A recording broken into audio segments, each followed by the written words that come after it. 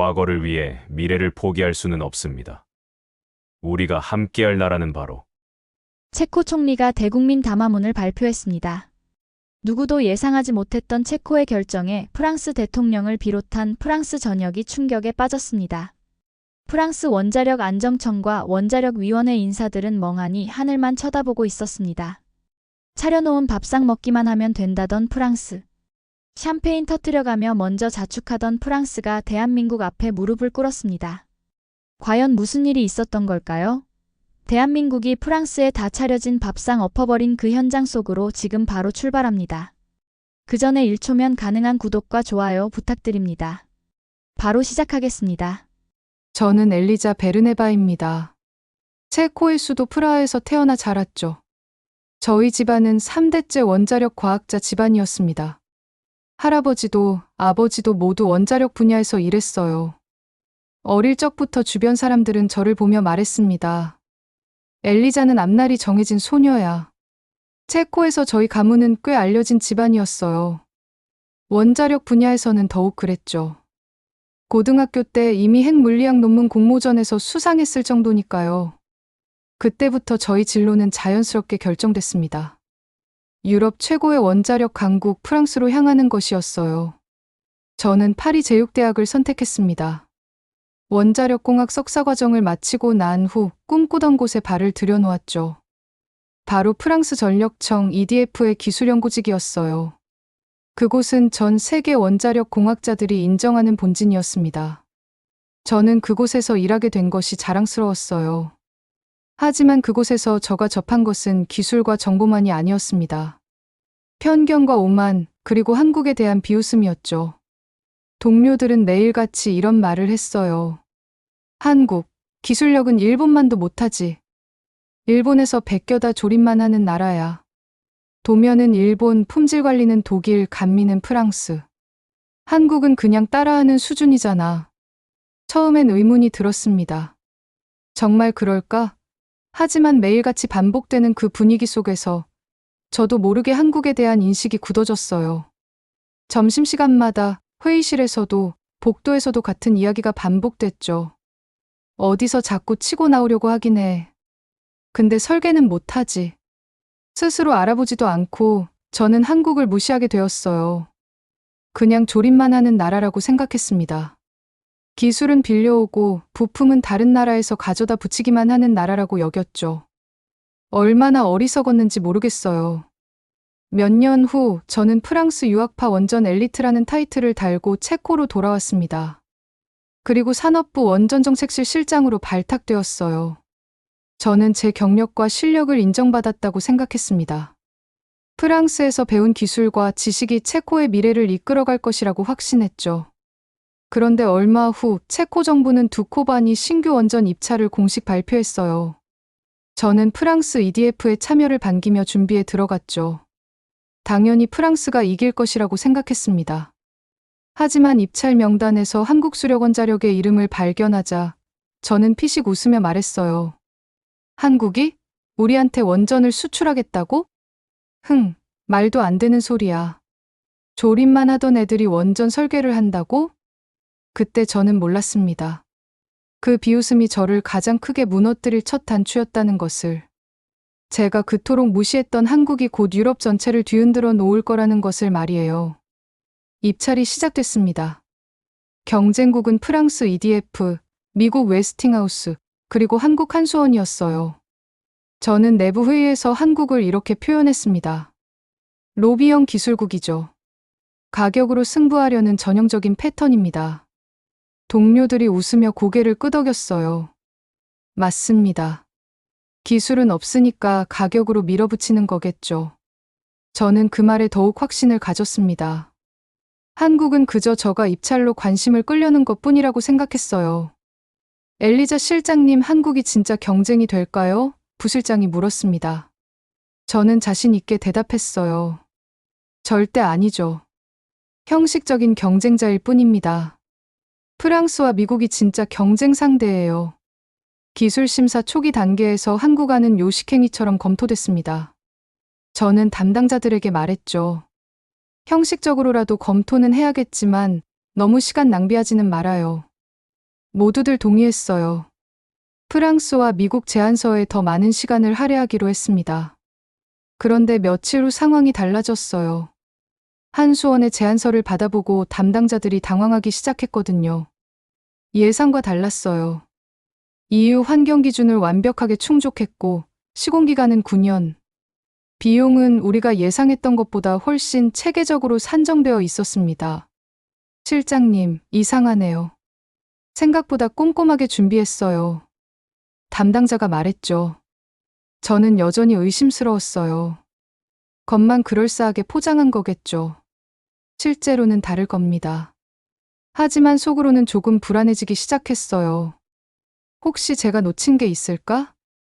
더 놀라운 건 기술 세부 사항들이었어요. 한국은 단순히 가격만 낮춘 게 아니었습니다. 안전성 기준도 유럽 표준을 넘어서고 있었고 환경 영향 평가도 상세했어요. 이 정도 수준일 줄은 몰랐는데요. 기술팀장이 중얼거렸습니다. 프랑스는 고급 설계와 관록을 내세웠습니다. 저는 그 부분을 강조하며 보고서를 작성했어요. 프랑스 EDF는 60년간 축적된 원전 기술의 정수입니다. 검증된 기술력과 유럽 내 수많은 성공 사례를 보유하고 있죠. 하지만 기간과 비용 면에서는 한국보다 불리했어요. 프랑스는 15년 공사 기간의 비용도 상당히 높았습니다. 저는 이 부분이 걱정됐어요. 실무진들이 숫자만 보고 판단할까 봐서요. 그래서 기술 점수 산정 항목에서 한국 안에 불리하게 가중치를 조정해달라고 요청했습니다. 경험과 신뢰성에 더 높은 점수를 줘야 합니다. 숫자만으로는 판단할 수 없는 부분이 있거든요. 저는 회의에서 목소리를 높였어요. 하지만 실무진들의 표정이 예전과 달랐습니다. 뭔가 의문스러워하는 눈빛이었어요. 실장님, 그런데 한국 제안서 보시면 기술적인 부분도 상당히 구체적입니다. 한 직원이 조심스럽게 말했어요. 저는 단호하게 대답했습니다. 구체적인 것과 검증된 것은 다릅니다. 우리가 봐야 할 건 실제 경험이에요. 그때까지도 저는 한국을 무시하고 있었어요. 제가 프랑스에서 들었던 편견이 너무나 강하게 자리 잡고 있었거든요. 하지만 실무진들 사이에서는 벌써 다른 목소리들이 나오기 시작했습니다. 한국 제안이 현실적으로 보이는데요. 숫자로만 보면 훨씬 합리적이네요. 저는 그런 목소리들을 억누르려 했어요. 여러분, 원전은 숫자 게임이 아닙니다. 60년간 운영될 시설인데 단순히 건설비만 보고 결정할 수는 없어요. 하지만 이미 균열이 시작되고 있었습니다. 제가 아무리 막으려 해도 한국에 대한 관심이 커지고 있었어요. 입찰이 본격화되면서 각국의 로비가 시작됐습니다. 프랑스 EDF는 체코 국영에너지공사 이사진과 비공식 접촉을 시작했어요. 파리에서 온 고위 관계자들이 프라하를 오가며 만찬을 주선했죠. 저도 그 자리에 몇 번 참석했습니다. 고급 레스토랑에서 열린 만찬은 화려했어요. 엘리자, 우리는 같은 유럽인이잖아요. 함께 미래를 만들어 가야죠. 프랑스 측 대표가 와인잔을 들며 말했어요. 분위기는 좋았습니다. 오랜 파트너십과 신뢰를 강조하는 자리였거든요. 체코와 프랑스는 수백 년간 함께 해왔습니다. 이번 원전 사업도 그 연장선이죠. 프랑스 측은 역사적 유대감을 계속 강조했어요. 저는 그 말에 공감했습니다. 한국 같은 아시아 국가보다는 같은 유럽 국가가 더 믿을 만하다고 생각했거든요. 미국도 가만히 있지 않았어요. 웨스팅하우스를 통해 동맹국 안보를 명분으로 외교적 압박을 가했습니다. 미국 대사관에서 공식 간담회를 열고 나토 동맹의 중요성을 거듭 강조했어요. 에너지 안보는 국가 안보입니다. 신뢰할 수 있는 파트너와 함께해야 하죠. 미국 측 인사가 의미심장한 말을 했어요. 중국과 러시아의 영향력이 커지는 시대에 우리 자유민주주의 진영끼리 뭉쳐야 합니다. 간접적으로 한국을 견제하는 발언이었죠. 비록 한국도 민주주의 국가지만 아시아 국가라는 이유로 배제하려는 의도가 보였어요. 저는 이런 분위기에서 언론 인터뷰를 했습니다. 프랑스는 검증된 기술입니다. 60년간 쌓아온 노하우가 있어요.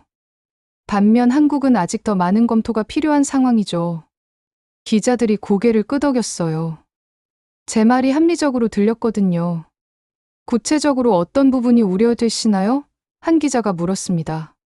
저는 준비된 답변을 했어요. 원전은 60년간 운영되는 시설입니다. 단순히 건설비가 저렴하다고 선택할 수는 없어요. 장기적인 안전성과 신뢰성이 더 중요하죠. 한국 기술에 대한 신뢰도는 어떻게 평가하시나요? 또 다른 질문이 나왔어요. 저는 조심스럽게 답했습니다. 물론 한국도 나름대로 발전했지만 유럽에서의 실적이 부족한 게 사실입니다. 신중한 접근이 필요해요. 하지만 그 무렵 한국에서 예상치 못한 제안이 들어왔어요. 완공 후 기술 이전과 체코 인력 공동 운영이었습니다. 이건 프랑스나 미국에서는 제시하지 않은 조건이었어요. 단순히 원전을 지어주고 끝이 아니라 우리 기술자들이 함께 배우고 운영할 수 있게 해준다는 거였죠. 실무진들이 술렁이기 시작했어요. 이거 꽤 괜찮은 조건 아닌가요? 기술 독립을 할 수 있겠네요. 장기적으로 보면 우리에게 유리할 것 같은데요. 이런 목소리들이 나왔습니다. 저는 당황했어요. 이런 반응은 예상하지 못했거든요. 잠깐만요. 기술 이전이라고 하지만 실제로는 어떨지 모르죠. 말로만 그럴듯하게 포장한 것일 수도 있어요. 저는 반박했지만 설득력이 떨어졌어요. 한국의 제안서에는 구체적인 기술 이전 계획과 인력 교육 프로그램까지 상세히 나와 있었거든요. 더욱이 한국은 운영권 공유까지 제안했어요. 프랑스나 미국은 자신들이 독점적으로 운영하겠다고 했는데 한국은 체코가 점진적으로 독립적인 운영 능력을 갖출 수 있도록 도와주겠다는 거였죠. 실무진 사이에서 한국 제안이 가장 합리적이라는 목소리가 점점 커졌습니다. 저는 초조해졌어요. 이런 분위기가 계속되면 정말 한국이 선택될 수도 있겠다는 생각이 들었거든요. 그건 절대 있어서는 안 될 일이었습니다. 제가 프랑스에서 배운 모든 것이 부정당하는 기분이었어요. 드디어 기술, 환경, 비용 평가 1차 결과가 나왔습니다. 저는 확신에 차서 회의실에 들어갔어요. 당연히 프랑스가 1위일 것이라고 생각했거든요. 하지만 결과 보고서를 받아들고 말문이 막혔습니다. 프랑스와 한국이 공동 1위였어요. 이건 말이 안 됩니다. 저는 즉시 항의했어요. 평가 기준에 문제가 있는 것 같은데요. 하지만 평가단 책임자는 담담하게 말했습니다. 모든 항목을 객관적으로 평가한 결과입니다. 외부 전문기관의 검증도 받았어요.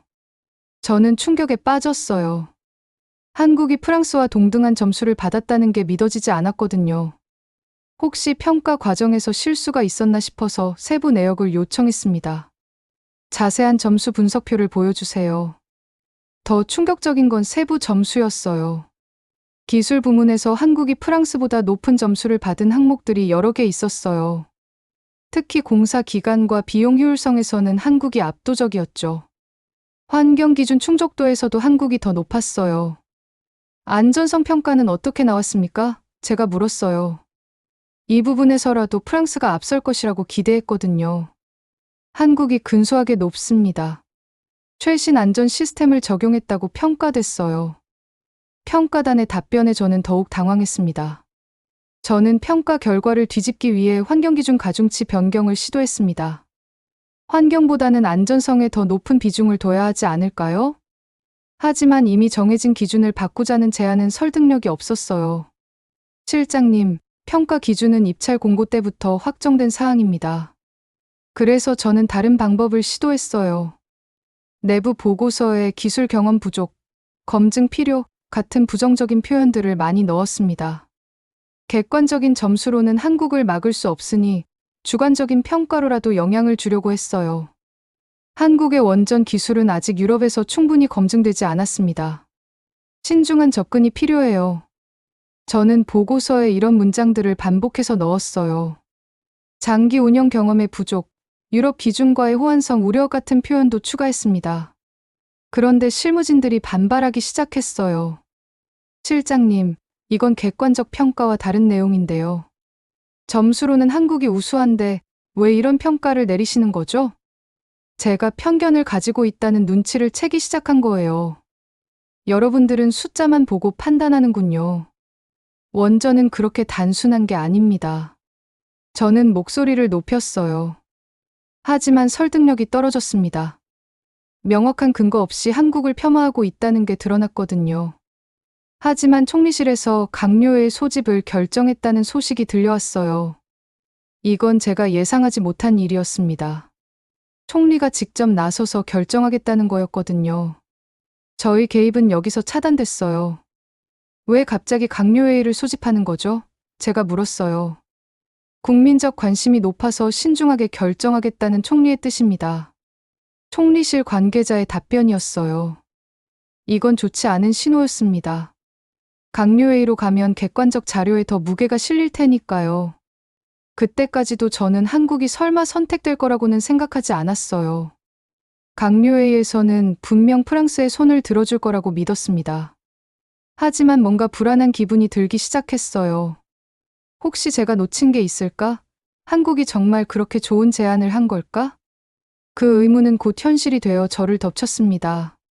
강요회의를 앞두고 체코 국영방송에서 폭탄 보도가 나왔습니다. 내부 평가 자료가 단독으로 공개된 거예요. 제목부터 충격적이었습니다. 한국 제안, 기술, 환경, 비용 전 항목 1위. 저는 TV 화면을 보고 얼어붙었어요. 어떻게 내부 자료가 유출됐을까요? 더 당황스러운 건 그 내용이었습니다. 제가 그동안 숨기려 했던 진실들이 낱낱이 공개됐어요. 공사기간부터 충격적이었습니다. 프랑스 15년, 한국 9년. 총비용은 한국안이 20%나 저렴했어요. 유지관리비는 아예 절반 수준이었죠. 그뿐만 아니라 한국만이 유일하게 탄소 중립 건설 계획을 제시했다고 나왔어요. 가장 중요한 건 운영 방식이었습니다. 프랑스와 미국은 기존처럼 자신들이 독점 운영하겠다고 했는데 한국은 기술 이전을 명시했어요. 체코 기술자들이 함께 배우고 결국 독립적으로 운영할 수 있게 해주겠다는 거였죠. 방송에서는 한국의 단일국가 원스톱 시스템도 자세히 소개했어요. 한수원, 두산 등 모든 기업이 한국 내에서 협업하는 시스템으로 프랑스처럼 여러 나라 기업들이 얽혀있지 않아 일 처리가 빠르고 효율적이라고 설명했습니다. 한국은 공급 체계가 단일 국가 내부에서 해결되는 시스템적으로 매우 안정된 구조를 갖추고 있습니다. 원전 전문가가 인터뷰에서 말했어요. 프랑스나 러시아 원전 같은 경우 다국적 기업이 연결되어 일 처리를 해야 하지만 한국은 모든 프로세스가 한국에서 단일화되어 있어요. 더 놀라운 건 한국의 해외 실적이었어요. UAE 바라카 원전을 성공적으로 완공했고 약속한 기간보다 빨리 마쳤다는 거예요. 60개월 만에 원전을 완공할 수 있는 능력을 증명했다고 했습니다. 한국은 원전 공사 기간을 60개월 정도로 맞출 수 있는 능력이 있습니다. 방송에서는 한국 원전의 비용 경쟁력도 분석했어요. 한국의 신고리 3, 4, 5기 건설 단가는 프랑스에서 최근 지어진 원전들보다 절반 이하입니다. 이는 메인 기기를 비롯한 주요 기자재를 빠르고 효율적으로 공급할 수 있는 공급망을 국내에 잘 갖추고 있기 때문입니다. 한국은 국내 중공업, 플랜트, 엔지니어링 대기업들이 모두 협업하는 완벽한 공급망을 갖추고 있습니다. 방송에서는 이것이 한국 원전의 핵심 경쟁력이라고 분석했어요. 대부분의 원전 관련 기자재 업체들이 한국에 밀집해 있어 원전 건설에 필요한 장비와 부품을 제때 공급할 수 있어요. 러시아가 제재로 밀려나면서 한국이 부상했다는 분석도 나왔어요. 한국은 러시아와 달리 서방의 제재를 받지 않아 부품 수급이 훨씬 원활하고 유일하게 체코에 5년 내에 원전을 건설할 능력이 되는 업체로 분류됩니다. 여론이 폭발했습니다. 왜 우리는 프랑스만 붙잡고 있었나? 한국이 진짜 파트너였네. 인터넷 댓글들이 쏟아졌어요. 시민들이 분노했습니다. 더 좋은 조건을 제시한 한국을 무시하고 있었다는 사실에 화가 난 거예요. 15년 기다릴 필요 없이 9년 만에 완공한다고? 비용도 20%나 저렴하고? 게다가 기술까지 가르쳐준다고? 사람들은 믿을 수 없어 했어요. 왜 이런 좋은 조건을 거부하려 했는지 이해할 수 없다는 반응이었죠. 저는 집에서 TV를 보며 절망했어요. 제가 그동안 막으려 했던 모든 게 무너져 내렸습니다. 한국에 대한 편견이 얼마나 어리석었는지 깨닫기 시작했어요. 하지만 이미 늦었습니다. 여론은 완전히 뒤바뀌었고 한국을 지지하는 목소리가 압도적이었어요. 강요회 당일 저는 초조한 마음으로 결과를 기다렸습니다. 회의는 오전 9시에 시작됐지만 점심시간을 훌쩍 넘겨도 끝나지 않았어요. 하루 종일 이어진 긴 회의였습니다. 정부 청사 앞에는 시민들이 모여들었어요. 한국을 선택하라는 피켓을 든 사람들이 보였습니다. 반대편에는 신중한 결정을 이라고 쓴 피켓도 있었죠. 하지만 압도적으로 한국 지지 목소리가 컸어요. 회의실 밖에서는 기자들이 몰려들었고 시민들도 관심을 보였어요. 소셜미디어에는 한국을 선택하라는 댓글들이 쏟아졌습니다. 여론의 압박이 거셌어요. 체코의 미래를 위해 현명한 선택을 숫자가 증명하는 걸 왜 거부하나 같은 글들이 넘쳐났습니다. 저는 복도에서 왔다 갔다 하며 불안해했습니다. 혹시 프랑스 지지파가 이길 수 있을까? 하지만 그동안 보도된 내용들을 생각하면 한국이 유리해 보였어요. 객관적인 자료가 너무 명확했거든요. 중간중간 회의실에서 나오는 관계자들의 표정을 살폈어요. 심각해 보였습니다. 격론이 벌어지고 있다는 게 느껴졌어요. 어떻게 되고 있나요? 제가 물었지만 아직 논의 중입니다라는 답변만 들을 수 있었어요. 오후 2시, 3시가 지나도 회의는 계속됐어요. 이례적으로 긴 회의였습니다. 평소 강요회의는 2~3시간이면 끝나는데 이번에는 달랐어요. 그만큼 중요하고 어려운 결정이라는 뜻이었죠. 언론에서는 실시간으로 상황을 중계했어요. 강요회 5시간째 계속 이례적인 장시간 논의 같은 제목들이 나왔습니다. 국민들의 관심도 점점 높아졌어요. 오후 4시가 되어서야 회의가 끝났다는 소식이 들려왔어요. 총 7시간 동안 격론이 벌어졌다고 했습니다. 프랑스 지지파와 합리적 선택파가 격렬하게 대립했다는 거예요. 역사상 가장 긴 강요회 중 하나라는 말이 나올 정도였어요. 총리가 브리핑룸에 나타났습니다. 표정이 진지했어요. 저는 심장이 뛰었습니다. 과연 어떤 결정을 내렸을까요? 기자들도 숨을 죽이고 기다렸어요. 체코 국민 여러분. 총리가 입을 열었습니다. 오늘 우리는 매우 중요한 결정을 내렸습니다. 에너지는 우리나라의 미래를 좌우하는 핵심 인프라입니다. 목소리에 무게감이 실려 있었어요. 총리는 잠시 멈춤 후 계속했습니다. 강요들과 7시간 동안 심도 있는 논의를 했습니다. 감정이 아닌 객관적 사실에 기반해 결정했어요. 우리는 체코 국민의 이익을 최우선으로 생각했습니다. 과거를 위해 미래를 포기할 수는 없습니다. 총리의 목소리가 더욱 확고해졌어요. 체코의 에너지는 한국과 함께 갑니다. 그 순간 저는 주저앉을 뻔했어요. 두코바니 원전 한국 한수원 낙찰 확정. 제가 그토록 막으려 했던 일이 현실이 된 거였습니다. 머릿속이 하얗게 변했어요. 기자들이 환호했고 브리핑룸 밖에서 시민들도 박수를 쳤어요. 드디어 합리적 선택을 했다. 체코의 승리다 같은 함성이 들렸습니다. 하지만 저는 아무 말도 할 수 없었습니다. 총리가 추가 설명을 했어요. 한국의 제안은 모든 면에서 우수했습니다. 기술, 비용, 기간, 그리고 무엇보다 우리 체코의 미래를 함께 만들어가겠다는 진정성이 느껴졌어요. 이 말을 들으니 제가 얼마나 잘못 판단했는지 깨달았습니다. 앞으로 체코는 에너지 독립을 향해 나아갈 것입니다. 한국과의 파트너십을 통해 우리만의 원전 기술을 확보하겠어요.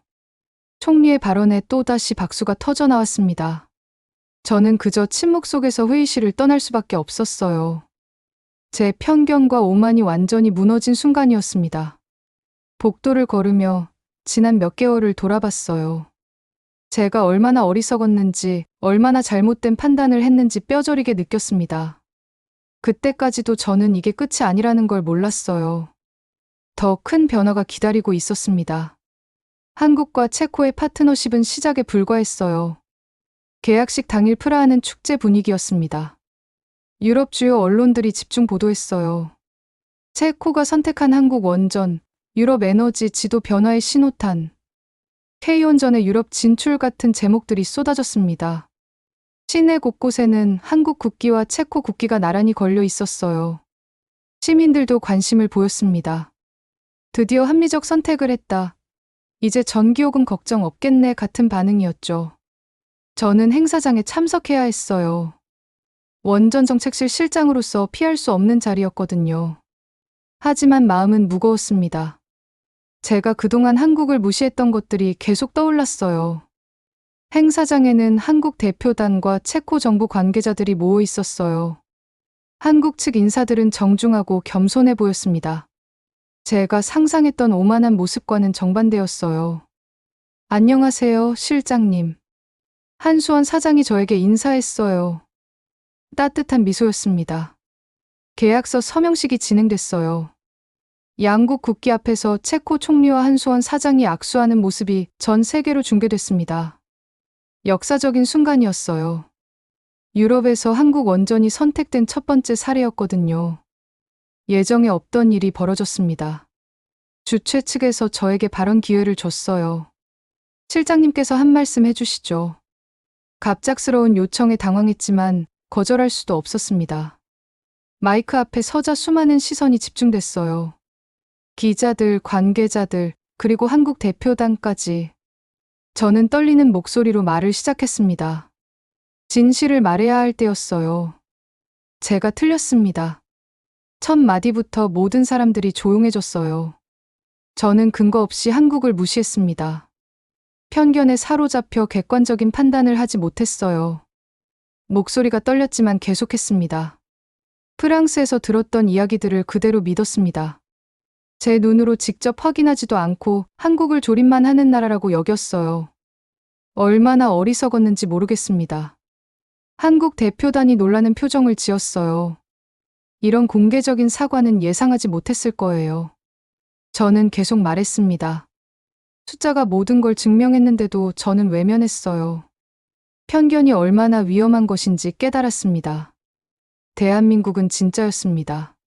제 목소리에 확신이 실렸어요. 기술도 약속도 진정성도 모두 진짜였어요. 저는 객관적 사실조차 인정하지 않으려 했습니다.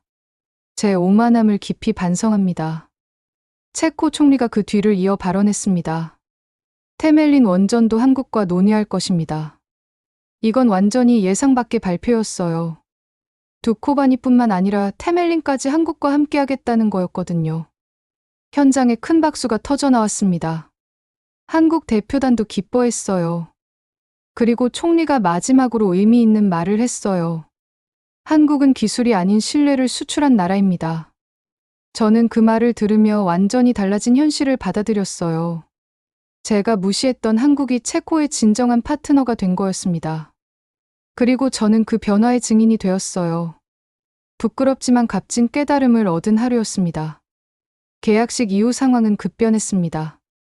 체코 정부는 테멜린 원전 2기 신규 사업 착수를 공식 발표했어요. 내부 문건에는 1순위 우선 협상 대상 한수원이라고 명시되어 있었습니다. 완전히 판도가 바뀐 거였어요. 더 놀라운 건 유럽 각국의 반응이었습니다. 영국에서는 한국 대표단을 긴급 초청했고 폴란드도 관심을 보였어요. 네덜란드, 벨기에까지 한국 원전 기술에 대해 문의하기 시작했습니다. 체코의 선택이 도미노 효과를 일으킨 거였어요. K원전 벤치마킹이 유럽 전역에서 화두가 됐어요. 각국 정부는 한국의 원전 시스템을 연구하기 시작했습니다. 왜 한국 원전이 이렇게 경쟁력 있는가에 대한 분석 보고서들이 쏟아져 나왔어요. 언론에서는 한국 원전의 성공 비결을 집중 조명했습니다. 단일 국가 원스톱 시스템, 60개월 완공 능력, 절반 가격의 건설비 같은 키워드들이 반복됐어요. 프랑스나 미국 원전과의 비교 분석도 계속 나왔습니다. 저는 이 모든 변화를 지켜보며 제 자신을 돌아봤습니다. 얼마나 편견에 사로잡혀 있었는지, 얼마나 오만했는지 깨달았어요. 그래서 저는 완전히 달라지기로 결심했습니다.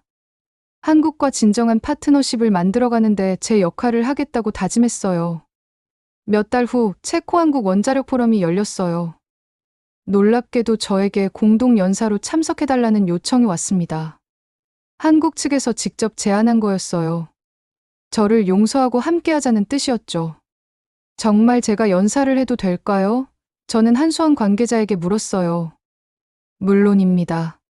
실장님의 솔직한 경험담이 많은 도움이 될 거예요. 따뜻한 답변이었습니다.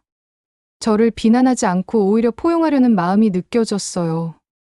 포럼 당일 저는 마이크 앞에 섰습니다. 이번에는 떨리지 않았어요. 진심을 말할 준비가 되어 있었거든요. 청중석에는 양국의 원전 전문가들과 정부 관계자들이 앉아 있었어요. 이제 우리는 기술을 수입하는 것이 아니라 함께 만들어갑니다. 저는 확신에 찬 목소리로 말했어요.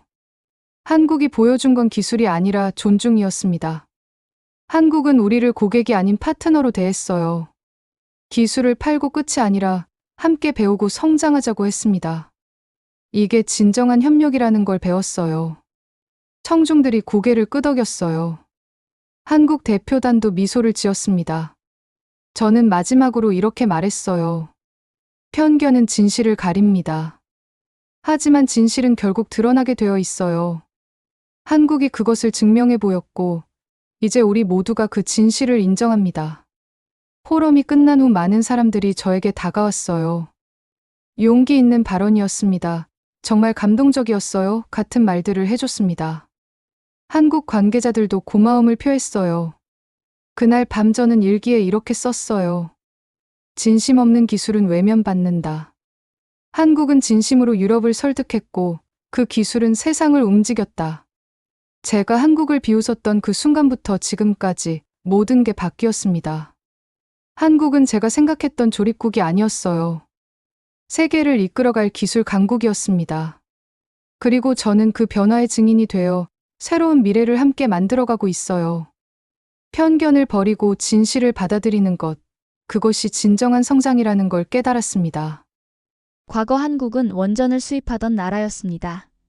하지만 이제 대한민국은 진심과 기술을 함께 수출하는 나라가 됐습니다. 대한민국을 일으킨 여러분 덕분에 오늘도 한국 사람으로서의 자부심을 가득 안고 갑니다. 오늘 사연을 여기까지입니다. 시청자 여러분, 긴 영상 시청해주셔서 감사합니다. 항상 건강하고 행복하세요.